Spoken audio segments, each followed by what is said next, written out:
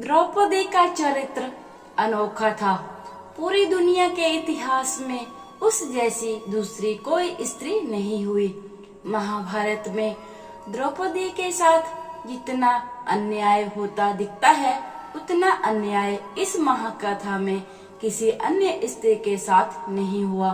द्रौपदी संपूर्ण नारी थी। महाभारत की कहानी कौरवों और पांडवों के बीच हुए युद्ध पर आधारित है। कौरवों का अपने चचेरे भाइयों के प्रति ईर्ष्या रखना, धन संपत्ति का लालच, मानसिक भटकाव, प्रतिशोध की भावना और अपनी ताकत पर घमंड इस भयंकर युद्ध के कारण बने। महाभारत की कहानी में ऐसा बहुत कुछ हुआ जिसकी कल्पना कर पाना भी मुमकिन नहीं था। इस श्रेणी में द्रौपदी का 5 भाइयों की पत्नी बनना मुख्य तौर पर देखा जा सकता है। यूं तो आज भी किसी महिला का एक से ज्यादा पुरुषों के साथ संबंध होना सामाजिक तौर पर तुच्छ कर्म ही माना जाता है, लेकिन पहले तो हालात और भी बुरे थे। पुरुषों को तो एक से अधिक महिलाओं के साथ संबंध रखने या विवाह करने की इजाजत थी, परंतु किसी स्त्री का इस विषय में ऐसा सोचना गुनाह था। ऐसे हालातों में द्रौपदी का 5 पतियों की पत्नी बनकर रहना अपने आप में हैरान करने वाली बात थी। द्रौपदी ने जब 5 भाइयों की पत्नी बनने की शर्त कई वचनों के साथ पूरी की, जिनमें से सबसे पहली शर्त थी कि वह एक समय पर एक ही भाई की पत्नी बनकर रहेंगी। यह सीमा अवधि 1 साल की होगी और इस दौरान द्रौपदी का अन्य भाइयों से कोई वास्ता नहीं होगा। विवाह के समय वेद व्यास ने भी द्रौपदी को ये वरदान दिया था कि जब भी वह एक भाई से दूसरे भाई के पास पत्नी बनकर जाएंगी, तब वह अपना कौमार्य फिर से हासिल कर लेंगी। इसके अलावा भी द्रौपदी को कुछ वरदान हासिल थे, जिनका उल्लेख महाभारत की कथा में मिलता है। महाभारत में इस घटना का उल्लेख है कि दुशासन ने अपने अपमान का प्रतिशोध लेने के लिए भरी सभा में द्रौपदी का चिरहरण करवाया था, लेकिन श्री कृष्ण ने स्वयं प्रकट होकर द्रौपदी के सम्मान की रक्षा की थी। इस घटना से जुड़ी एक और कहानी का उल्लेख मिलता है, जो ऋषि दुर्वासा और द्रौपदी को प्राप्त वरदान से संबंधित है। पौराणिक कथाओं के अनुसार इस वरदान की वजह से ही द्रौपदी का चिरहरण होने से बचा था। शिव पुराण के अनुसार एक बार भगवान शिव के अवतार माने जाने वाले ऋषि दुर्वासा नदी में स्नान कर रहे थे। नदी के तेज बहाव और अनियंत्रित लहरों की वजह से दुर्वासा के कपड़े बह गए। ऋषि दुर्वासा को परेशान देख उसी नदी के तट पर बैठी द्रौपदी ने अपने वस्त्र को फाड़कर कुछ टुकड़ा ऋषि दुर्वासा को दे दिया। द्रौपदी के इस व्यवहार से दुर्वासा ऋषि अत्यंत प्रसन्न हुए और उन्हें ये वरदान दिया कि जब भी संकट के समय उन्हें वस्त्रों की आवश्यकता होगी, तब उनके वस्त्र अनंत हो जाएंगे। दुर्वासा ऋषि द्वारा दिए गए इसी वरदान की वजह से भरी सभा में जब दुशासन ने द्रौपदी का चिरहरण करने का प्रयास किया, तब द्रौपदी की साड़ी के कई टुकड़े हो जाने की वजह से उनके सम्मान की रक्षा हुई। संभवतः द्रौपदी भारत की वह प्रथम महिला है जिसके 5 पति थे, या वह 5 पुरुषों के साथ रमण करती थी। द्रौपदी की कथा व्यथा से बहुत कम ही लोग परिचित होंगे। क्या उस काल का समाज बहुपतित्व वाली स्त्री को एक्सेप्ट करता था?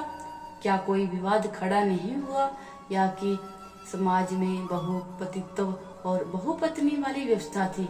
लेकिन सबसे बड़ा सवाल ये है कि क्या आज के लोग ये समझते हैं कि द्रौपदी ने विवाह तो सिर्फ अर्जुन से ही किया था, तो क्या उसका रिश्ता सभी के साथ नहीं था? क्या द्रौपदी सिर्फ अर्जुन को ही प्यार करती थी? द्रौपदी को द्रौपदी इसलिए कहा जाता था कि वे राजा द्रौपद की पुत्री थी। उन्हें पांचाली इसलिए कहा जाता था कि राजा द्रुपद पांचाल देश के राजा थे। उनका एक नाम कृष्णा भी था क्योंकि वे भगवान कृष्ण की सखी थी। उनका एक नाम यागिनी भी था क्योंकि वे यज्ञ करने के बाद पैदा हुई थी। और अंत में उनका एक नाम सुरेंद्री भी था। सुरेंद्री का अर्थ होता है पति के अलावा अन्य पुरुषों के साथ रहने वाली स्त्री, लेकिन ये सच नहीं है। अज्ञातवास के दौरान द्रौपदी ने राजा विराट के यहाँ उनकी पत्नी सुदेशना के सौंदर्य की देखरेख करने वाली के रूप में काम किया, इसीलिए उनका नाम सुरेंद्री था।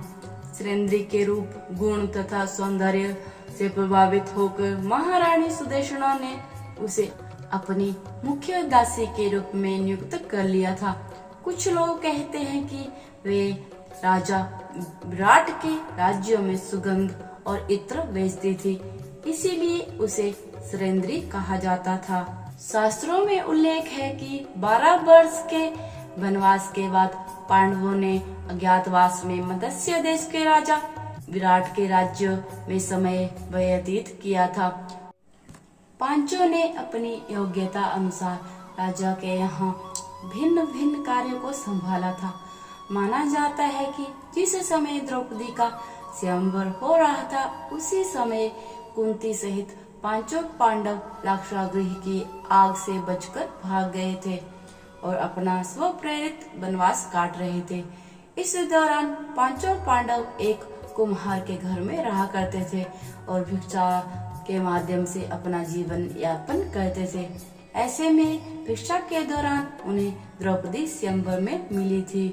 एक बार की बात है, पांडव और ब्राह्मण लोग आश्रम में बैठे थे। उसी समय द्रौपदी और सत्यभामा भी आपस में मिलकर एक जगह बैठी थी। दोनों ही आपस में बातें करने लगी। सत्यभामा ने द्रौपदी से पूछा, आप बताएं कि आप पांडवों के साथ कैसा आचरण करती हैं।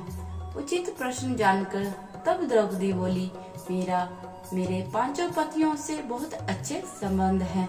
सुनो, मैं अहंकार और काम क्रोध को छोड़कर बड़ी ही सावधानी से सब पांडवों की स्त्रियों सहित सेवा करती हूँ। मैं ईर्ष्या से दूर रहती हूँ, मन को काबू में रखकर कटु भाषण से दूर रहती हूँ, किसी के भी समक्ष असभ्यता से खड़ी नहीं होती हूँ, बुरी बातें नहीं करती हूँ और बुरी जगह पर नहीं बैठती। पति के अभिप्राय को पूर्ण संकेत समझकर अनुसरण करती हूँ।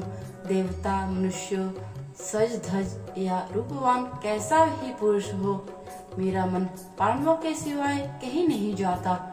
उनके स्नान किए बिना मैं स्नान नहीं करती, उनके बैठे बिना स्वयं नहीं बैठती।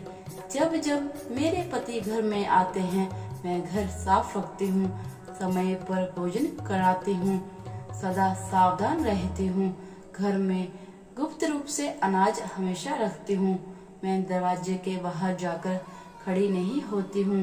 पतिदेव के बिना अकेले रहना मुझे पसंद नहीं। साथ ही सास ने मुझे जो धर्म बताए हैं मैं सभी का पालन करती हूँ, सदा धर्म की शरण में रहती हूँ। द्रौपदी के 5 पुत्र थे। द्रौपदी ने भी एक एक वर्ष के अंतराल से पांचों पांडवों के एक एक पुत्र को जन्म दिया। युधिष्ठिर के पुत्र का नाम प्रतिबिंदु, भीमसेन से उत्पन्न पुत्र का नाम सुतसोम, अर्जुन के पुत्र का नाम सुतकर्मा, नकुल के पुत्र का नाम शतानीक, सहदेव के पुत्र का नाम श्रुतसेन रखा गया। युधिष्ठिर की दूसरी पत्नी देविका थी। देविका से धोधेय नाम का पुत्र जन्मा। अर्जुन की द्रौपदी के अलावा सुभद्रा, उलूपी और चित्रांगदा नामक 3 और पत्नियां थी। सुभद्रा से अभिमन्यु, उलूपी से इरावत, चित्रांगदा से प्रभुभान नामक पुत्रों का जन्म हुआ। द्रौपदी के अलावा भीम की हिडिंबा और बलधरा नामक 2 और पत्नियां थी। हिडिंबा से घटोत्कच। द्रौपदी के अलावा नकुल की एक और पत्नी थी जिसका नाम त्रेणुमति था। त्रेणुमति से निर्मित्र नामक पुत्र का जन्म हुआ। सहदेव की दूसरी पत्नी का नाम विजया था, जिससे इनका सुहोत्र नामक पुत्र जन्मा। तो दोस्तों, आज की इस वीडियो के जरिए आप जान गए होंगे कि द्रौपदी का चरित्र ये अनोखा क्यों रहा, द्रौपदी का अपने 5 पतियों से कैसा था संबंध। तो आज की इस वीडियो में इतना ही। वीडियो पसंद आए तो इसे लाइक जरूर कीजिएगा और मेरे चैनल को सब्सक्राइब करना ना भूलें और साथ में ही बेल आइकन जरूर प्रेस करें, जिससे मेरी आने वाली वीडियो की नोटिफिकेशन सबसे पहले आपको मिले। हरे कृष्णा, धन्यवाद।